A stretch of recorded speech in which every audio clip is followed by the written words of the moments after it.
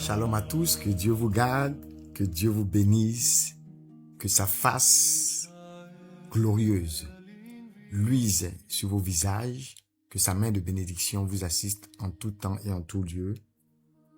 Aujourd'hui, je pense à l'histoire de nos capacités. Je pense à cette parole du psaume 17 au verset 37 qui dit « C'est toi qui allonges ma foulée sans que faiblissent mes chevilles. » Et il y a une question qui parfois vient et qui, si on n'y répond pas bien, peut même être cause de frustration. Parce que souvent, on se dit, mais comment est-ce que l'autre est capable de faire ci alors que moi, je n'y arrive pas? On peut être frustré parce qu'on voit quelque chose que l'autre fait avec une certaine facilité. Ça peut même être une charge spirituelle. Et on va jusqu'à oublier même que dans la charge spirituelle, tout ce que nous faisons est supposé être confié par le Seigneur qui nous donne la capacité pour cela. Et pareillement, que ce soit dans nos charges, dans le milieu politique, dans le milieu des affaires et autres, si nous estimons que Dieu est notre source, il faut bien se poser la question, est-ce qu'on est de ceux-là qui demandent au Seigneur d'alléger notre charge et nous confie une responsabilité? Est-ce qu'on estime que c'est trop? Et on lui dit, faut nous soulager. On ne veut pas porter une charge aussi lourde, diminue un peu. Ou alors, on est de ceux-là qui demandent au Saint-Esprit la grâce d'être capable de faire face aux épreuves en supportant davantage d'adversité. C'est-à-dire ceux-là qui sont conscients face aux charges qu'ils ont, qu'il y aura des épreuves. Ils vont parfois sembler porter quelque chose qui est plus lourd qu'eux. Mais au lieu de dire, Seigneur, enlève un peu, il dit, Seigneur, c'est toi qui m'as confié cette charge. Alors avec toi, je pars et je sais que je pourrai, en dépit des épreuves, en dépit de la lourdeur de la tâche, aller de l'avant et être vainqueur. Où est-ce que nous sommes? L'idée, ce n'est pas de convoiter la position de l'autre. Ce n'est pas de trouver que l'autre est plus capable que moi. J'ai entendu même un monsieur un jour parler d'anti-talent. Et je l'ai trouvé quand même cohérent parce qu'il dit qu'il a détecté en quelque sorte son anti-talent. Le genre de choses que, quels que soient les efforts qu'il va mettre, ça ne va pas répondre. C'est-à-dire, il sait, comme dirait l'Ivoirien, que ça seulement, je vais taper poteau dans ça, pas parce que je ne vaux rien, pas parce que je suis inutile, pas parce que j'ai mal prié, mais parce que ce n'est pas de ma charge, ce n'est pas de ma compétence. Ça ne fait pas partie de mes talents, ça ne fait pas partie de ma vision, de ma mission, de mes tâches. Je ne dois pas m'efforcer de le faire parce que l'autre le fait. Un peu comme cet homme de Dieu qui disait ton dernier de classe construit un hôpital et tu dis comme toi tu es premier, tu vas aussi en construire un de plus grand. Mais tu finis par être toi-même le premier malade à être admis là parce que tu vas te rendre compte sur le chemin que, mais dis non, je ne savais pas que c'était aussi compliqué. Lui, il est peut-être le dernier de la classe, mais peut-être que pour ce qui concerne la construction de cet hôpital-là, il a une grâce particulière, il a des idées qu'il faut, il a le talent qu'il faut, il a la capacité qu'il faut. Alors, tu ne viens pas pour positionner un projet sans consulter le Seigneur, sans tenir compte de la source de ce projet. Parce que c'est la source qui va déterminer avec quelle aisance ou avec quelle capacité on pourra, en dépit des épreuves, surmonter le projet en question. Et ça me fait penser à toutes ces personnes qui justement ont accompli des choses qui en temps normal devaient être peut-être difficiles ou impossibles. Je donne l'exemple du pape François, mort à 88 ans, on le sait. Mais j'ai souri quand j'ai vu certaines réactions à son décès. Vous savez, il y a souvent cette petite mentalité de toujours, même pour celui qui a 153 ans, on va toujours vouloir trouver un prétexte pour justifier que quelque chose n'a pas fonctionné. C'est pourquoi la mort est arrivée. On a vu des commentaires parfois étonnants, mais je dis souvent, face à la mort, il faut beaucoup d'humilité puisqu'on ne sait même pas comment nous on va partir.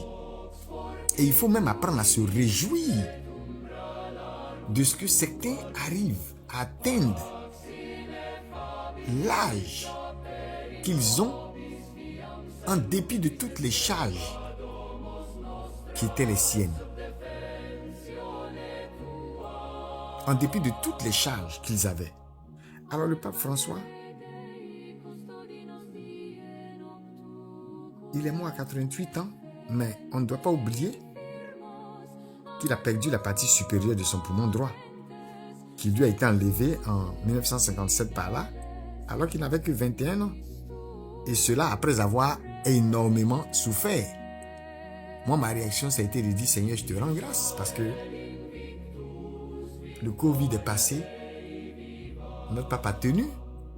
Beaucoup d'épidémies, de fléaux, de difficultés, de choses sont passées qui auraient pu emporter quelqu'un dans un tel état.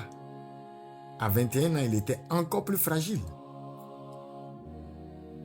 Comment, avec tout ce qu'on a pu vivre comme épidémie et autres, il a pu tenir tout ce temps et vivre pleinement sa charge?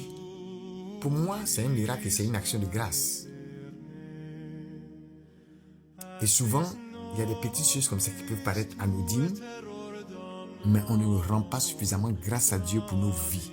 Il y a tellement de prêtres qu'on voit aujourd'hui dynamiques, tellement d'évêques, tellement de serviteurs de Dieu qui font tellement de choses, des gens de différents ordres religieux, différentes congrégations, des saints qui ont été tellement dynamiques, des contemporains, d'une telle efficacité dans l'œuvre qu'on semble oublier à leur mort, à leur départ, d'où est-ce que le Seigneur les a pris et comment est-ce que Dieu a, on peut le dire, allongé leur foulée sans que faiblissent leurs chevilles.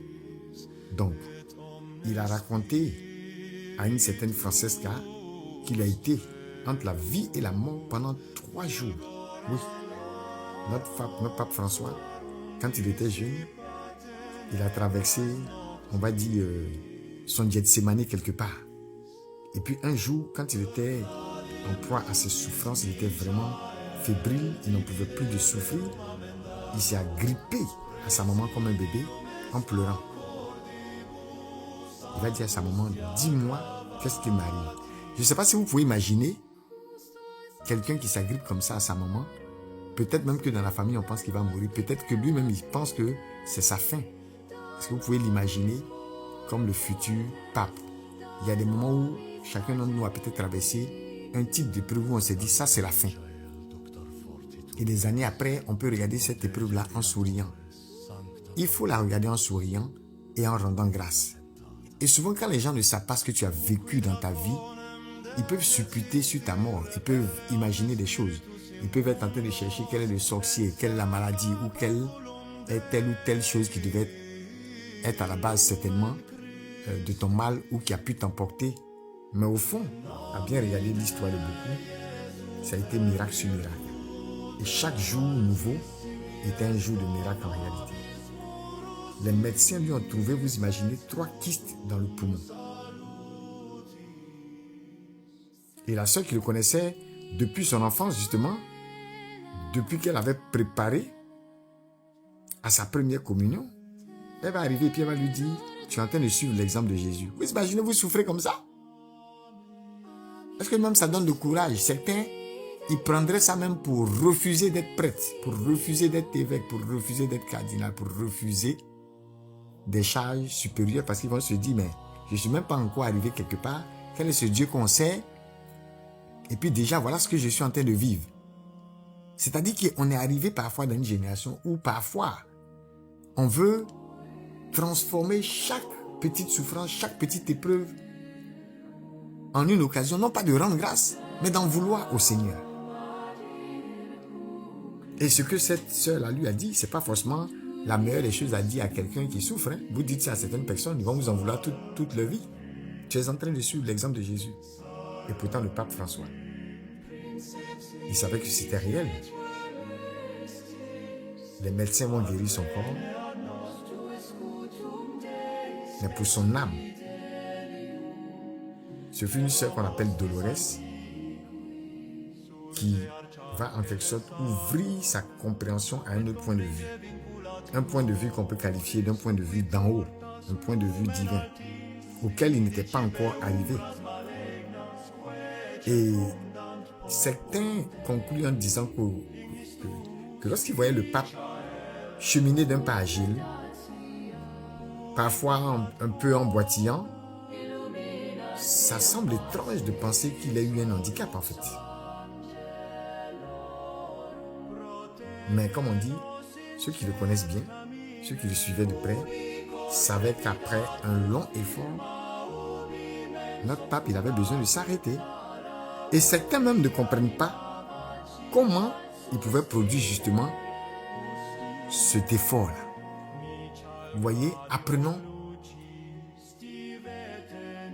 à rendre grâce pour ces personnes qui nous ont quittés.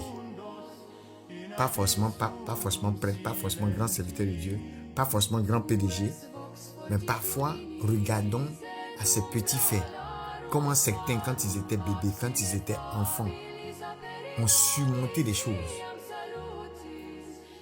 On veut trop supputer parfois sur la mort. On veut trop parfois en vouloir au Seigneur sur certains départs. Parfois même on oublie de rendre grâce dans la mort parce qu'on s'arrête à la douleur et on oublie tout le parcours, tout le cheminement. Et justement, cette histoire du pape François, qui à l'instar de beaucoup d'autres, ont vécu des exemples de grandes douleurs, de grandes souffrances quand ils étaient jeunes, au point où on n'imaginait pas qu'ils allaient avoir le parcours qu'ils ont eu, et fini même à dépasser l'âge de 70, de 75, de 80, arriver même à faire ce qu'ils ont pu faire, assumer leur charge. Cette histoire-là fait penser à une autre anecdote d'un père abbé justement, qui lui, il a demandé à deux novices d'aller porter des sacs de riz à un ermite, voilà, qui habitait en haut d'une montagne. Et puis voilà qu'il va confier à chacun 2 sacs de 20 kilos. Donc imaginez que ce soir, ces 2 sacs-là représentent en quelque sorte le poids de votre charge professionnelle ou le poids de votre charge spirituelle. En tout cas, la responsabilité qui vous est confiée dans tel ou tel domaine. Et puis voilà que l'exercice s'annonce vraiment éprouvant. Parce qu'avant de partir, les 2 novices, comme ils voient que ce n'est pas une affaire simple, graver une montagne avec, on va dire, 20 kilos chacun, ben, ils iront à la chapelle pour confier le voyage. Et puis ils reviennent vers leur père abbé qui leur a confié donc, les différents sacs de 20 kilos. Et puis il y a un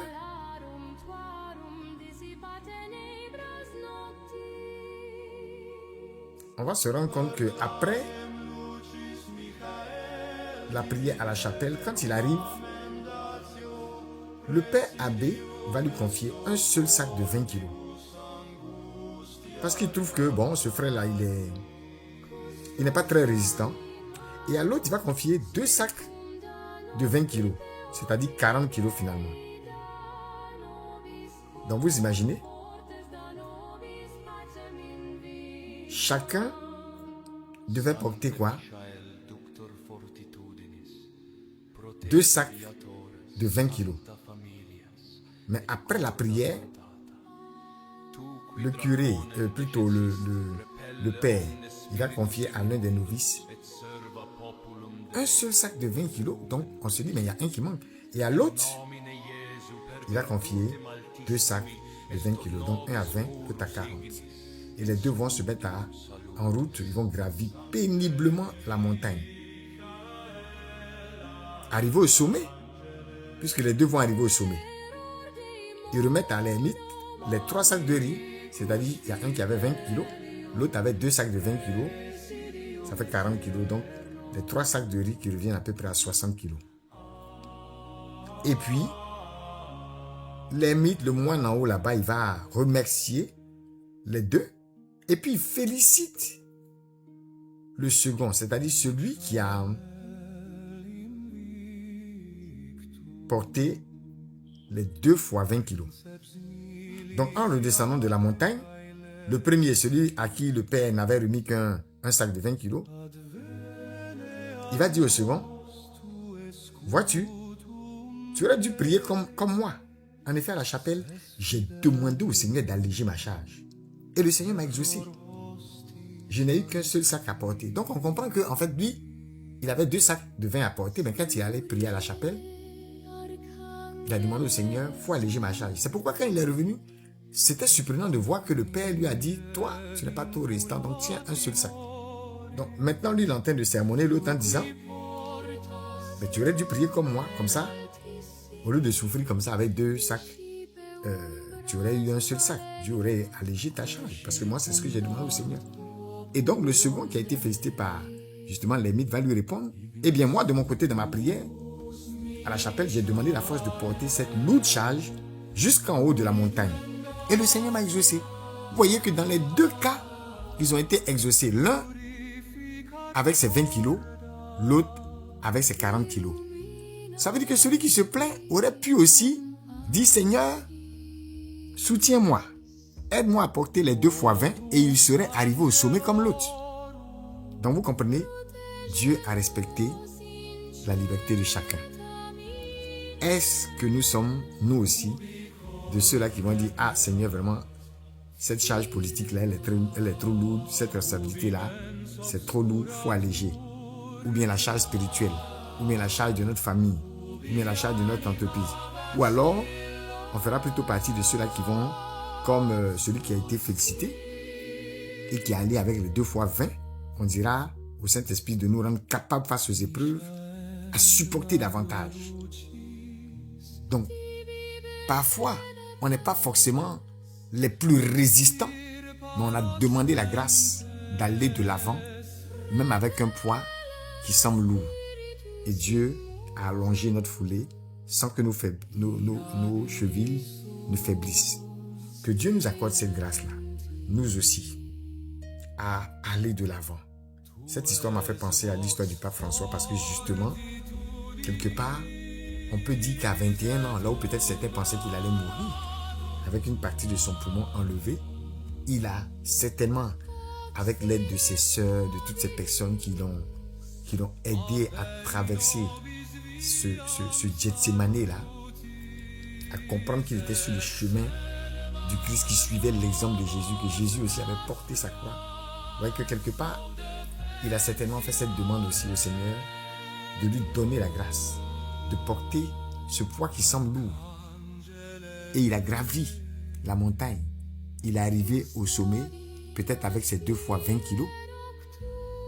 Il a pu aller de l'avant. D'autres personnes auraient dit non. Avec une partie du poumon enlevée, je ne peux même pas assumer telle ou telle tâche. Je veux rester là. Il y a des moments où certains meurent dans la maladie, ou s'étouffent dans la maladie, ou mettent pratiquement fin à leurs activités dans la maladie, alors que vous verrez d'autres personnes avec un mal pire arriver à écrire, arriver à enregistrer des témoignages, arriver à communiquer un message, arriver à avoir même des idées dans cette maladie-là, au point où ces idées et ces capacités-là survivent même après leur départ. C'est comme s'ils laissent un héritage. Quelqu'un se dit, je suis en prison, mais je vais demander au Seigneur d'allonger ma foulée, de me permettre d'aller plus loin. La prison ne va pas m'arrêter. Peut-être que j'ai fait quelque chose de mal qui fait qu'aujourd'hui je me retrouve dans cette prison. Peut-être que je n'ai rien fait de mal. Mais dans tous les cas, la prison ne m'empêchera pas d'écrire ce livre. La prison ne m'empêchera pas de pouvoir produire des idées. La prison ne m'empêchera pas de pouvoir penser à un après-prison qui soit explosif, qui soit puissant, qui soit source de bénédiction pour beaucoup. Il y a des idées lumineuses qui sont arrivées à des personnes au moment où ils étaient supposés s'arrêter. Mais ils ont eu là la force de continuer. Que Dieu nous donne cette grâce de nous aussi comprendre, comme le pape François, que la maladie ne peut pas nous arrêter, qu'une charge lourde ne peut pas nous arrêter, qu'au contraire, tout cela sera un prétexte de demander au Seigneur la grâce d'aller de l'avant, de continuer le chemin, d'aller plus loin. jusqu'à gravir la montagne, d'arriver au sommet et de recevoir les félicitations, non pas d'un homme, non pas de quelques personnes, mais de Dieu lui-même. Shalom et que Dieu vous bénisse. Custos animarum circumda nos clipeo fidei.